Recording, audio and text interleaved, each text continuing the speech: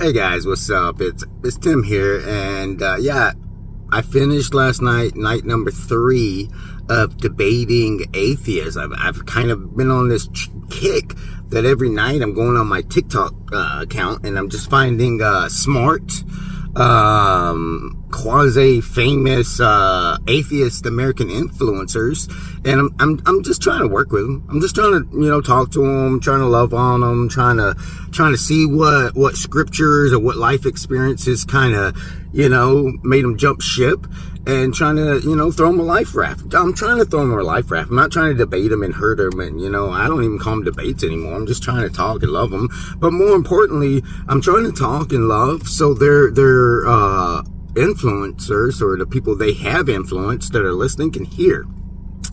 And I had a great time doing it last night because I got to debate that young lady, born-again Christian, born-again atheist again. I debated her the night before, but, I couldn't find the footage of it. So I debated her last night, and then I actually had my daughter and a couple of her friends screen record it on her phone while it was going on. And I had a great time again. And at the very end, she just got up and went and danced or did something weird, like, oh, I'll let him ramble. But it was cool because while she let me ramble, she didn't play music or do anything to usually she does that when guys start rambling.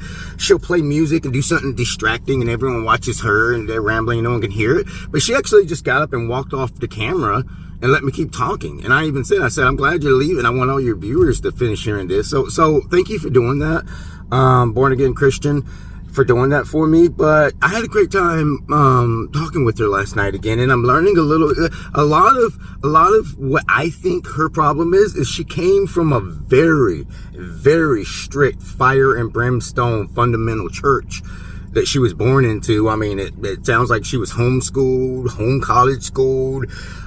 In her teenage life, she started dating the pastor who, abused her and shit. And this is all the stuff she said in our debate last night. She started dating the pastor who abused her and stuff. She got away from that, and she was still in. And then at the very end, she said that the parable that actually did it for her was the one about the mustard seeds. About, if you could have as much faith as just a small little mustard seed, and that could move a whole thing. And that was important to me too, because that means that she just, throughout her childhood of a fundamentalist life, she was probably seeing that, like, her as a woman and her mom and other women were being suppressed. Then her getting involved with the preacher, and then him beating her, like she said, and stuff, and using Bible verses to justify it, showed that, she was being oppressed, and then getting away from that relationship, and nothing changes and stuff. So it seems like her biggest issue is she feels like she has had faith way larger than a mustard seed, and nothing has happened. And yeah, that can totally happen if you're in the wrong church. If you're in the wrong church. It sounds to me like she came from some kind of extreme fundamentalist, almost Amish type lifestyle. She lived in the church. She did homeschooling, all that stuff, and then she broke away. So she's church hurt. So I had a great time debating with her last night. She showed some serious faces, like when I started talking, bringing up those, not that I like that, but when I started bringing up those memories of her getting beat and stuff, you could see her getting mad and nodding her head and flipping out and stuff. So I'm sorry if I put some salt on a wound with that with her. But another great point, just listen to her and I trying to go through this. And I want you to think about one thing. In that, I kept telling her that she always goes off the Old Testament, and I don't think it's the Old Testament. I used a lot of verses from Christ himself, and said that, there's a lot of killing before Christ in the Bible. And then when Christ came, there wasn't a lot of killing, and that's the world. There's a lot of sin in your world before the true Christ comes. And once you have a true relationship with the true Christ, there won't be sin in your world. And it sounds like, I want to debate her one more time because I'm catching on to her. It sounds like her problem is she didn't have a true personal relationship with the true Jesus Christ. She had a relationship with her very fundamentalist church culture and the members in her church who she thought was making her have a true connection with Jesus, but she didn't. Because Jesus Christ doesn't want a fundamentalist church where the men beat the shit out of the women and stuff. That's wrong. So, I had a great time debating her, and hopefully in debate number 3, I can get her to lighten up a little bit. Please enjoy. A few moments later. Rocking and thank you for all you do. Welcome to the Covey. We're happy you're here. Guys, flaming W's to our doctor and a welcome to the Coven. What brings you back? Well, I was interested. You know, you seem like you're very you're knowledgeable, especially on the Old Testament. You seem like you're very angry with stuff about the Old Testament. And then when I journeyed back today, I heard you bring up a point when you were arguing. I've been waiting for a while, you know. So when you were arguing with a couple of guests earlier, and it was that guy, and he had no empathy for women, and all. And I mean, that's crazy. I'm 43. I have a wife and daughters, and I think that's the whole point of. I became less of an alpha male and try to speak more grace and peace and stuff. So let's start with that, because you said something that kind of sparked my interest. You were like, I had an ex-boyfriend one time and he used to slap me around, and then like you compared that to God, right? Like, you know what I'm talking about when you said that? Can you just say it one more time so I can barely remember? Yes. So what would do you blame God for a bad relationship? I mean, first I want to say I have empathy. You know, no one should slap someone around in a relationship, so I'm not like defending that guy.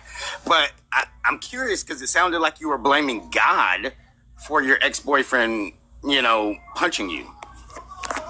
God's not real. I do blame the religion because he used Bible verses against me to justify. He says he's the man. So he can, I have to submit to him. I have to obey. I can't talk back. I'm disrespecting him. It's an authority. He's my authority. He used Bible verses against me, which caused me, which put a target on my forehead. I became a victim a lot easier because I didn't understand boundaries. I didn't understand how to protect myself. Was that the one that did it for you? Was that the turning point? No. Like you were, like when you broke up with him, were you an atheist before you were with him? No, I met him in the church. He was the main guy in the church. And then when you broke up with him, you became an atheist, or no, was he a big... I said no. So you broke up with him. I said no like 50 times. No. You broke up with him, but you continued to be a Christian. Yes. So it wasn't about church hurt. I didn't lose my faith in God because somebody was mean to me. I know that's what you guys want the story to be, because then you could say it's people, not God. No, it wasn't people that did it. It was the absence of God that did it. Hey, slow down. I'm just trying to figure you out. You know what I'm saying? Slow down. I'm just saying one thing. It wasn't him. It wasn't any person that turned me into an atheist. It was just not having God. Something had to turn you, though. I mean, like, you didn't just wake up one day and say, you know what, I'm an atheist today. Like, there had to be at least a couple of things, one thing. Like, what was it? What can we go with this? You know, I stopped being indoctrinated, and then I lost my faith in God after I stopped being indoctrinated and went to college. Why did you want to? Was it because you got in college and you started being around other, like, quote unquote woke people? I did school from home. I only did school at my house. So why'd you bring that up then? You're killing me over here. You have to say so this is why I dropped you yesterday. Okay. No. You need to listen the fuck up. I told you need to censor your fucking ass last night, and you stopped. You did not censor yourself, and I had to drop you. If you do that one more time, you're just gone. If you want to hang out on the debate, you have to follow the rules. I told your ass this last night, and you didn't fucking listen. And you pissed me off last night. You pissed me off now. Hey, if it sounds like a word that you need to censor, I'll drop you then. If you're not going to listen to the rules, if it sounds like a word, you need to censor any form of unaliving, any type of grape, anything that sounds problematic. Say it. If it sounds like an SLUR, it probably is an SLUR. You got dropped last night because you said an SLUR. That's why you got dropped last night. So you came up here, he was not empathetic. He had no empathy. You got dropped for not having empathy last night. So you're already on thin ice with me, buddy. Fucking chill out. Okay, all right. You ready? You ready to get started? Because I'm like, this was like a freestyle. I was thinking about the stuff I was about to say next. Okay, so, and you were like, we were getting started on something really good last night. Because you were saying... Yeah, and then you said a bunch of SL...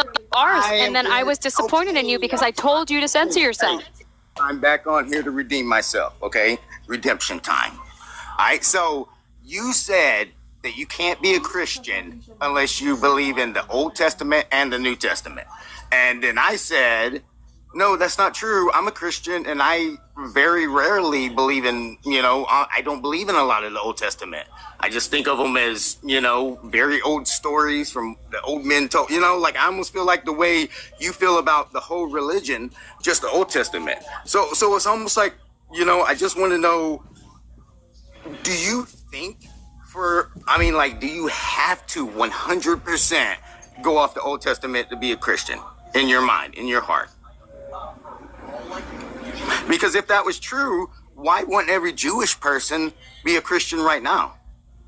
Your religion is 66 books, whether you like it or not. Whether you're fucking lazy or not, your religion is from Genesis to Revelation. I know you are probably too lazy to bother with the 39 books of the Old Testament, but whether you like it or not, the God of the Old Testament is the God you're supposed to serve. So the fact that you want to turn your back on the God of the Old Testament beats me. It's your God. Why are you ashamed of the God from the Old Testament when it's the one that you are going to be spending an eternity with? How's that going to work? You're going to get to the freaking pearly gates. God's going to be there and say, yo, you just said every time I showed up in the Old Testament it was bullshit and man-made. Why should I let you in here? You didn't even like the stories I was in.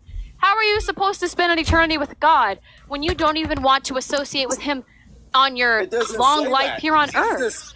Christ himself says, I am the way. No one gets to the Father. Yeah, but you are saying the 39 books of the Old Testament are irrelevant. How are you going to spend eternity from the God of the Old Testament? Christ is not in the Old Testament. So yes, he is. He's prophesied in the Old Testament 1,000 times.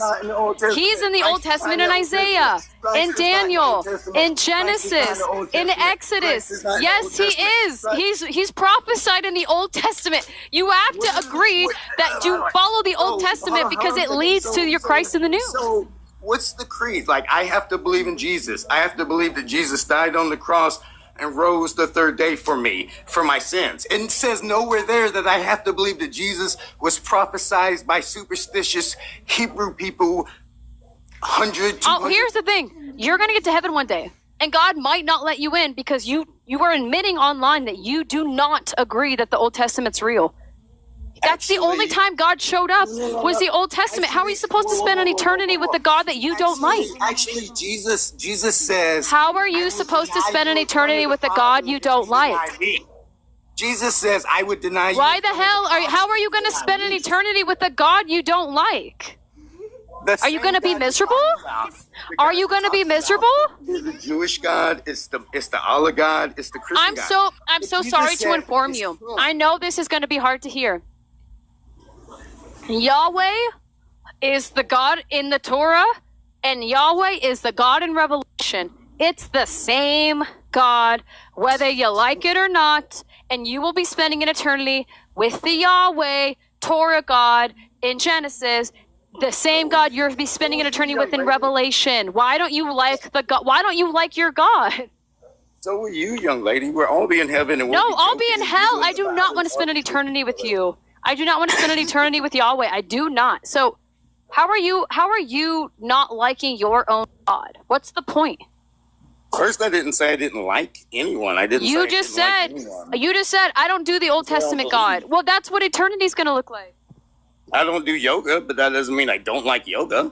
I don't do, capoeira, but that doesn't mean I don't like capoeira. Just because I don't do something doesn't mean I don't like it. But in the Bible, every time Jesus says what you need to do to get to heaven, he doesn't say anything about Old Testament. He says, I'm the way. If you deny me in front of your friends, I'll deny you in front of the Father. He doesn't say if you deny the old scriptures, he says, deny me. He says, I'm Jesus. I am the way. No one gets to the Father except through me. So what I'm saying is, I feel, and it's almost cool you are giving me this Zoom break so your viewers can hear. But what I feel is, just like you, a lot of people in the Old Testament, people were confused. Religion's like the telephone game. I say this to debating people a lot. It's like the telephone game. Yeah, God didn't write the Bible. Man wrote the Bible. but they were inspired. You know what I mean? But it gets, after several translations, several corruptions, everything, it gets wrong. It gets corrupt and it's wrong. So it would be crazy to think the same manuscript and the same way of thinking the borderline Neanderthals used way back when would be how God wants us to be on earth today. And then if you look, the way the laws and stuff were in the Old Testament, I agree, are crazy. They're evil, they're mean. But when Jesus comes on the scene, Jesus didn't say anything about killing people. Jesus said, don't kill people. She kicked him.